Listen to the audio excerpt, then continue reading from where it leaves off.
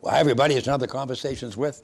I'm delighted to be back again, and with me today is Rich M Reg, and we're here for our little monthly get-together and chat about all things fun. And we've certainly had some fun this week. There's a lot. Yes, there is.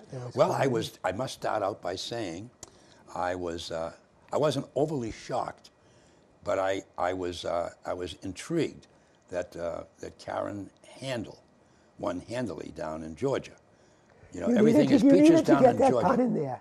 You needed to get that pun in there. Yeah, everything is peaches down in Georgia. No. Now, I say that because the Democrats haven't held that seat until since 1970 sometime. But and it was sort of that. But what is amazing is for a president who has one of the lowest ratings of acceptance, or whatever they call it, agreement, of any of our recent presidents, he's still pulling them in. Okay. Now remember, Nate Silver, all the big pollsters were saying, this is going to be it. It's going to be a referendum on Trump, and we're going to get him. Yeah. And you know what? No, so the polling is screwy anyway. Oh.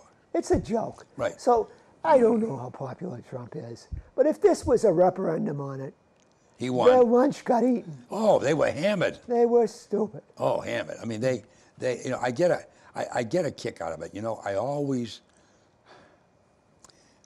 I do it all the time, and my poor wife thinks I'm nuts.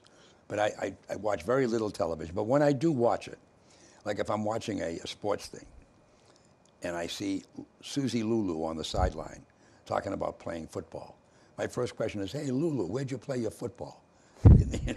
You know, and my wife gets upset with me. Or if I see some guy, you know, Charlie Jones, the commentator, and he's got a baseball player as an analysis, and this guy starts giving his opinion about what the second baseman should have done. Say, you ought to start the program by saying, I played baseball at Malden High School, then I played it at Emerson College, then I played it in the semi-pro leagues, and so I've got a little background in baseball. Instead of saying I graduated from Syracuse University in the School of Communications. Do you remember, who was it, Howard Cosell?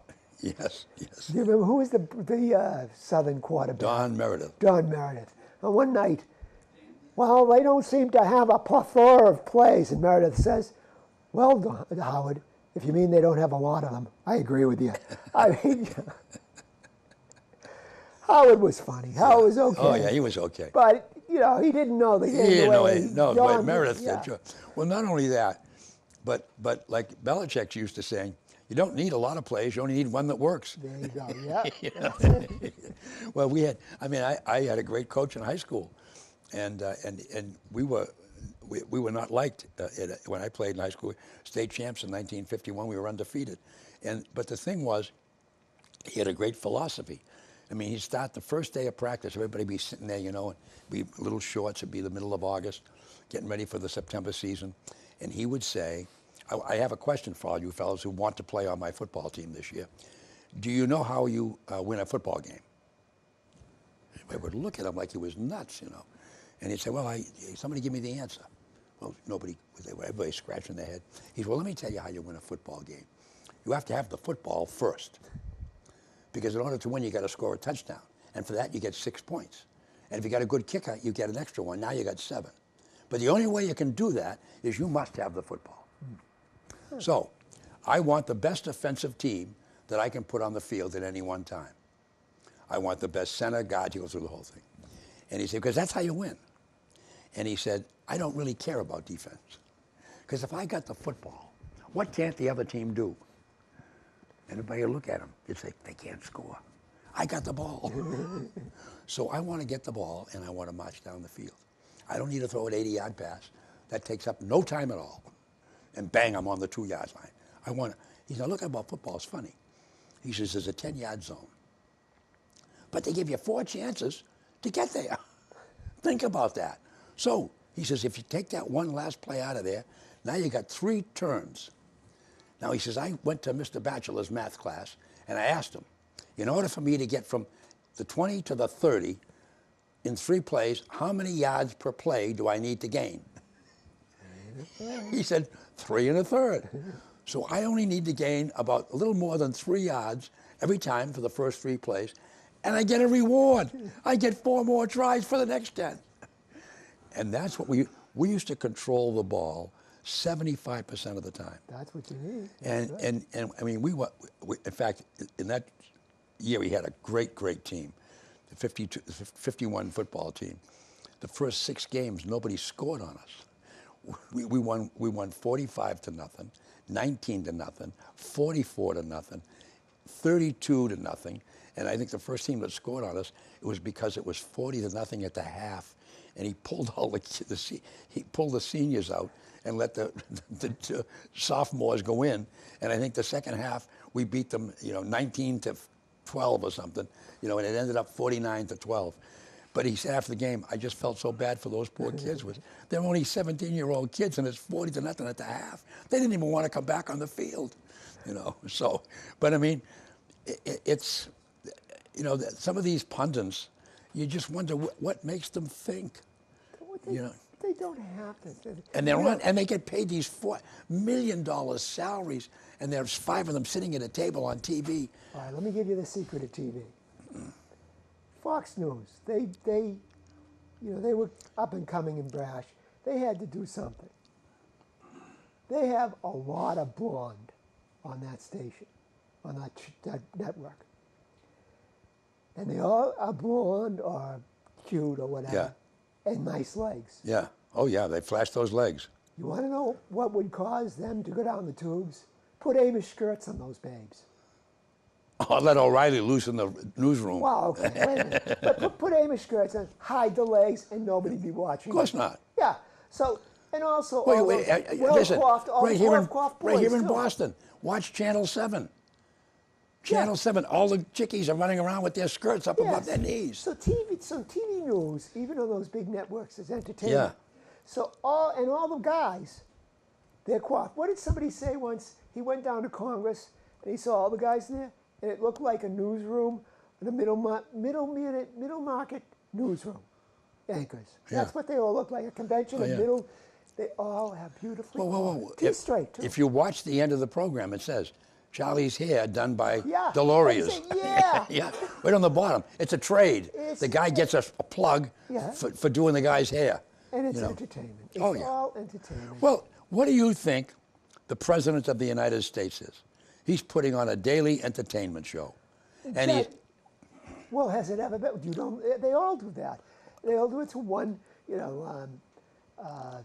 all have different personalities Yeah. that appeals to someone.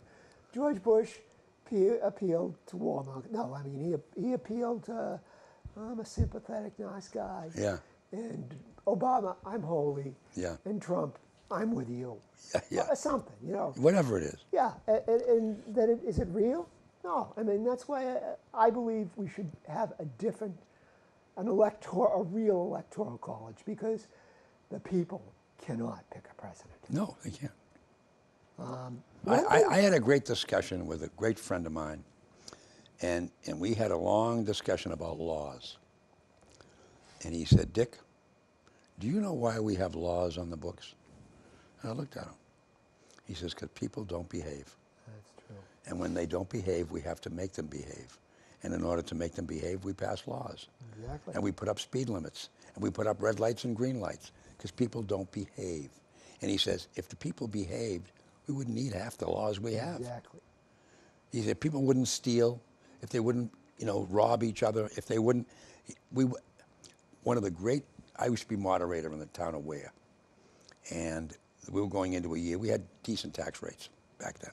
This was in the 70s and 80s. And I had a lot of grumbling from people because, maybe we spending. So I get up and I started the town meeting. I said, ladies and gentlemen, I want to address some issues. A lot of people have been calling me and talking to me because I had the radio station. And so I used to do a program before the town meeting on the air. And I said, a lot of people called up that day and they were grumbling about these different expenses and so forth. So I've been giving this a lot of thought. Now, let me start with this idea. And I want you to listen carefully. I'm at the town meeting. There are 600 people sitting there. I said, the first thing I want to tell you is every single time you vote yes for something that takes money, if it's a warrant article that it says an amount of money, if it's a budget, line 5, line 8, every one of those budget lines is money that you're voting yes for. Every time you vote yes, you are increasing your tax rate. You need to accept that. And if you haven't understood that, now I'm telling you. But let's be honest. How many people here will promise me that they will not play with matches this year? People looked at me. I said, because if you promise me you won't play with any matches this year, and you'll do everything right, and you'll call an electrician instead of doing it yourself, and you won't burn wood in the living room, if you promise me we can save $1,385,000 because we won't need the fire department. Now, if you all promise me you won't speed, you will not get into an accident, you will not fight with your neighbor, you won't go out and drink and drive, I went out through a whole thing. I can save another $2 million. We won't need the police department for a whole year. Now, I have already lowered the tax rate, $7 a thousand. And they're looking at me. Now, let me tell you another thing. I've noticed, and I said, I've been around a long time. I've noticed that by the 1st of May, every single year, the snow is gone. There's no snow, it's left, gone, melts. So, if we don't plow the snow this winter, the snow plow bill alone, whatever it was, now they think I've lost it, see. And I go through this whole, now, last thing. I says, do you think it's really important that your son or daughter graduate when they were 17 years old? What harm would it be if they graduated when they were 18 instead of 17? Because if we can close the schools for just one school year, we'll save $6 million. Ladies and gentlemen, your tax rate is 0. Live in your house for the rest of the year, and you won't have to pay us a dime. Everybody's clapping now. They're cheering. So I finished. I says, now, please show me your hands. Who wants to get rid of the fire department? 3 donkeys stood up. Who wants to get rid of that? And I said, see? So as you vote tonight, remember that every time you say yes to an article that calls for money, you just increased the taxes. So when I'm on the street tomorrow, don't come crying to me, because I don't even vote. I'm the moderator. And it was, the paper was, they made a, Robbie Maynard had a field day with it, you know. And he says, and the bottom line, he says, but the problem is, Dick was right. Yeah. Well, but it's it gets crazy. Well, we as a species have a hard time dealing with reality. The taxes are too high. Well, you got to analyze it. Yeah. Well, I want to get to the White House because that the circus continues. Well, what about Scalise? Well, that's. I heard after this, Bernie Sanders is talking to some of his followers and says, resist every way you can. Hey, Bernie, one of your guys did resist. Yeah. And it wasn't too pretty. No. And people, and you know who you are, you can hate Trump, he ain't perfect, but you got to tone down the rhetoric. Oh. Because we're talking about the constitutional order here. Well, the thing, Richard, that I agree with 100%. And I'm always reminded of Lyndon Johnson, who was anything you want to call him. But I always remember when he'd look and say, let us reason together. And he was a master at working things through. Here's a guy from Texas who got the Civil Rights Act passed. Yeah. When you think of what he did to Strom Thurmond and those hardliners down south, and those great senators from there, don't get me wrong, great men. But he got them to agree. Now, we still aren't there, but that's neither here nor there. The law got passed. Mm-hmm. And it was Lyndon Johnson. It wasn't Jack Kennedy. No. It wasn't Mayor Daley. No. It was Mario Cuomo. It was a real dyed-in-the-wool Southern senator from Texas who got that passed. And that's when the country worked well. That's when we could, then we had George Wallace got shot when he was running for president. Yep. So no one's exempt, but the thing is that, to your point, you may not agree with him, you may not even like him, but he's entitled to his opinion. He won fair and square. Yeah. He didn't cheat. No. He didn't do anything wrong. Yeah. You know, yes, was he helped? So let's say he was. Let's just for chuckles say the Russians helped him. Hillary certainly helped him. She didn't do him any harm. No. Comey didn't hurt him. No. Oh, so right down the line. Now let's set that aside. At the end of the night, Donald Trump won the election. Yep. Fair and square. Yep. And you say, Mr. President, congratulations. Now, you don't have to agree with him, and he's only got 4 years. So at the end of the 4 years, if you don't like what he did and you're not happy with him, then don't vote for him. And if you are, vote for him. But don't complain and cry and whine, you know, or point finger, or worse than that, try to shoot him, you know, or shoot anybody. Shoot one of his supporters. Yeah, shoot somebody that, you know, or a guy that's from Louisiana serving in the House of Representatives, you know, practicing on a baseball team. Some nut runs out of his station wagon and cleans the yard out. And if it hadn't been for the guy having actually a security detail, he would have killed a lot more. A lot more would have been dead. Yeah. He would have been done. Yeah. You know, So- and you know, I mean, I remember back when I lived in Ware.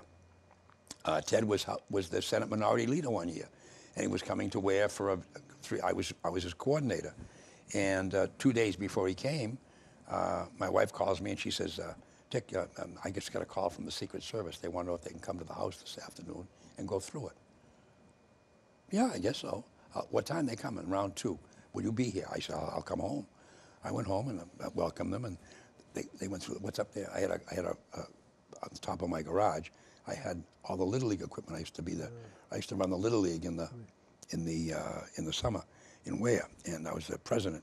And I put up a couple of big plywood slabs, and when I'd get all the uniforms back at the end of the year cleaned, they'd box them all up for me, and we'd put them up there for the winter. So he says, Little League uniform. Yep. He says, do you mind if I go up? Oh, the ladder's right there. Climbed up, looked all around, came back down, went through the whole house, lifted mattresses. It was unbelievable. And I said, well, what's this all about? Well, the minority leader of the United States Senate is going to be here tomorrow, and we want to make sure everything's going to be fine. And who lives there? Who lives over there? What's behind? Your backyard? Yeah, how far does that go? It was all the way over there. Can anybody get down that way? Not really. I mean, unless they, you know, crawl on their hands and knees, I suppose. Oh no, they can't drive down there and sit out there. No, they can't get down there. Oh, okay. Well, you mind if we go visit some of the neighbors? Sure, go ahead. And they did a sweep, you know, and so they're there, you know. And of course, with Kennedy, where his both brothers had been shot. Oh yeah. You know, I mean, they were extra careful. And there was 2 other fellows came with them, 2 other Secret Service agents. One stayed out front, and everybody that went in he chatted with each person that went to the event. I don't doubt it. You know, and it was incredible. So, and yet, to your point, I mean, you know, I hate to turn on. I get up in the morning early and I put on the 4:30 news, and I hate to almost turn it off some mornings, turn it on some mornings, because the first 7 things are all the things that went wrong in America today. Somebody got shot. Somebody blew up a Belgian train station. There's a fire in here. There's, you know, somebody ran somebody over. You were in the news business. Oh. You know that if it bleeds, it leads. You know that they're not going to lead with Mrs. McGillicuddy's cat was tastefully gotten out of the tree. No, but you know something funny? I did a talk one time at a broadcast seminar, and I said, can you imagine if we opened up the 6 o'clock newscast tonight? Good evening, ladies and gentlemen. Today in America, 4,562 airplanes took off and landed safely. And over 2 million passengers got right where they were going. Yeah. And they did it successfully. The airline industry is doing a great job. People would think I was nuts, but let one of those planes go down. That's exactly true. They don't care about the percentage. You see what I'm saying? And I said, you know, it's, and you know what now is, what's really out of control is breaking news. They open up the newscast with Everything's breaking news. Everything's breaking. The one that I get a big kick out of was the one that say, spoke only to channel such and such exclusively. So what?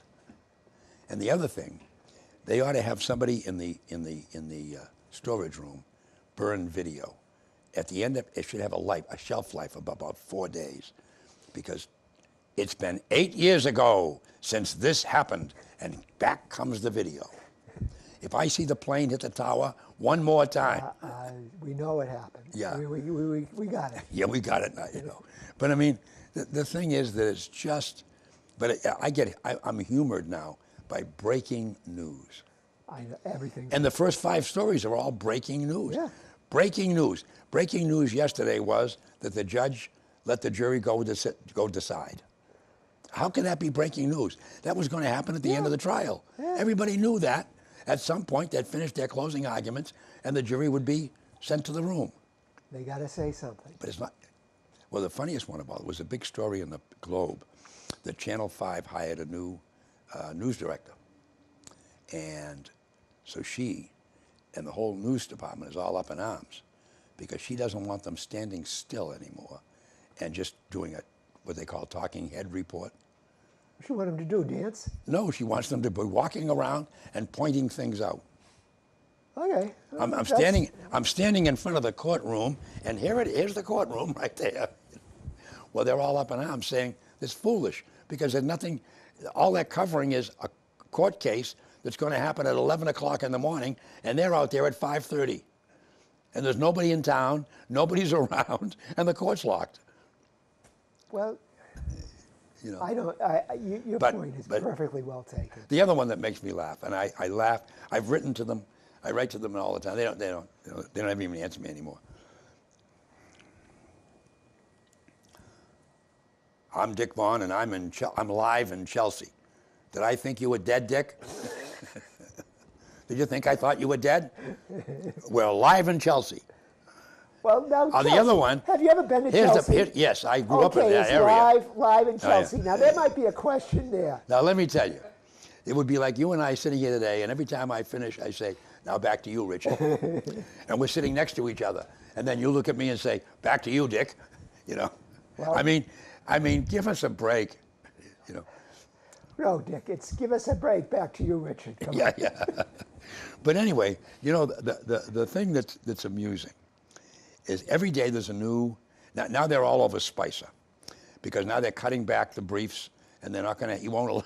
Told them they can't bring their cameras in anymore, and now the word is that he's looking to get promoted, and then there was a big story yesterday that Laura Ingraham, who is, by the way, a very attractive, short-skirted, beautiful-looking young lady, Yes, and somebody. And if she was 70 and rather a little larger, would she be on TV? Oh, absolutely not. So now that the word was she was in the running for his job way back, and she made a comment about it, then didn't get it, so she was kind of embarrassed.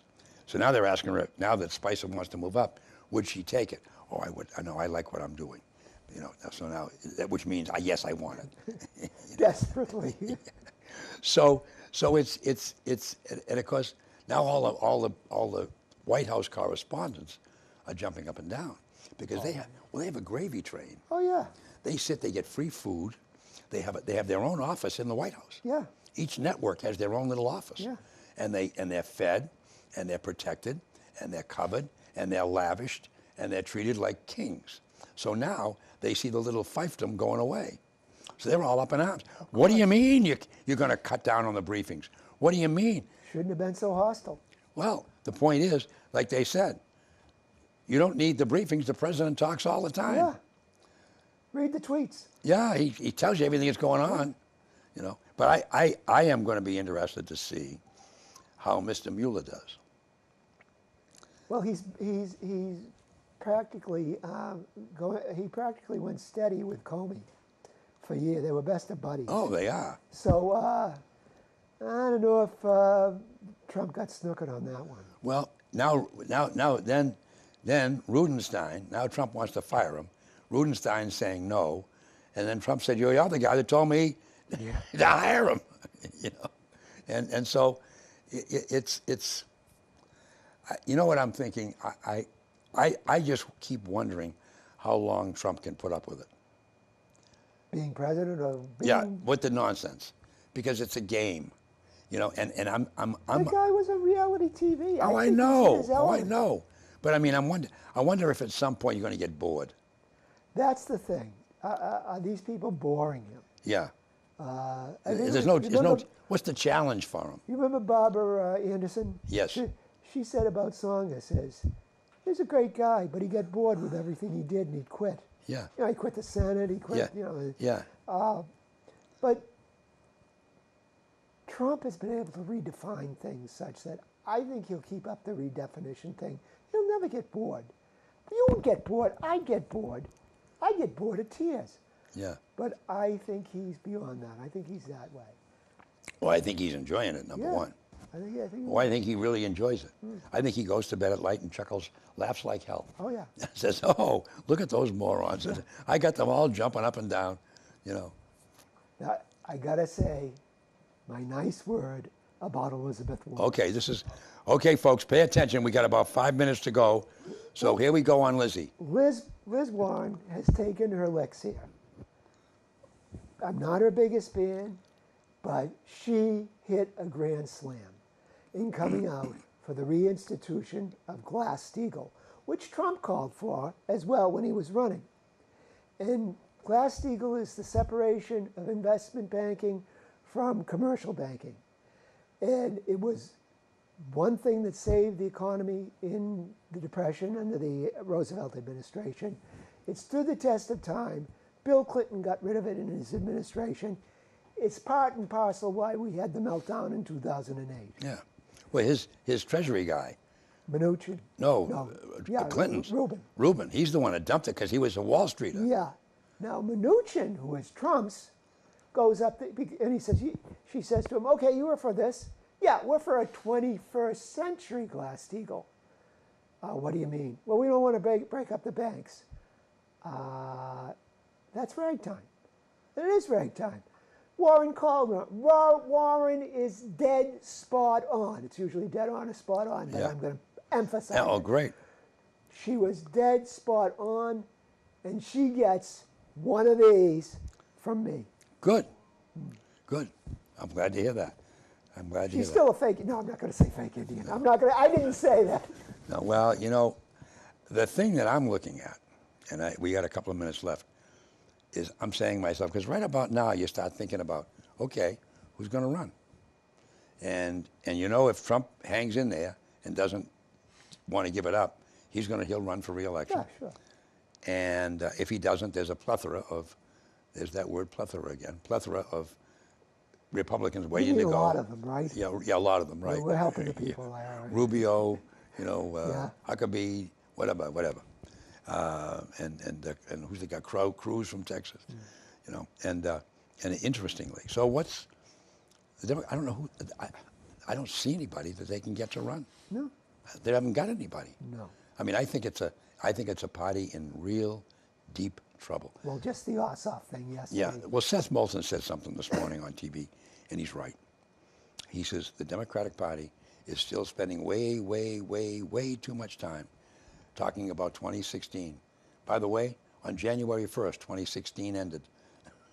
And if they don't start thinking about 2020, they got a real problem on their hands. Well, if you don't have 2020 in mind, you don't have good vision. No. Just thought I'd do that. That's a great one. Good little fun. But so that's the whole story in a nutshell. The producer is groaning over there. Oh, that's all right. Let him groan. You know, let him groan. Listen, if nothing else, I got to bring my sign in. I have a big sign at home that says, "Isn't fun the best thing to have?" There you go. And it is. Yeah. And I tell people all the time when I write little notes to them, fun is a renewable energy. Have some today. That's the way to look at it. All right? Yes. It's a renewable energy. And then I saw someone this morning, and they were starting to moan a little bit. I said, excuse me, something happened to you and I this morning that's the absolute best thing that's going to happen to us all day. We both woke up. And I had a fella say to me last week, hey, Vaughn, I could hit the lottery this afternoon. And I laughed at him, and I said, not if you don't wake up. Richard, it's once again wonderful. Good to see you. Have fun, folks. There's another Conversations With.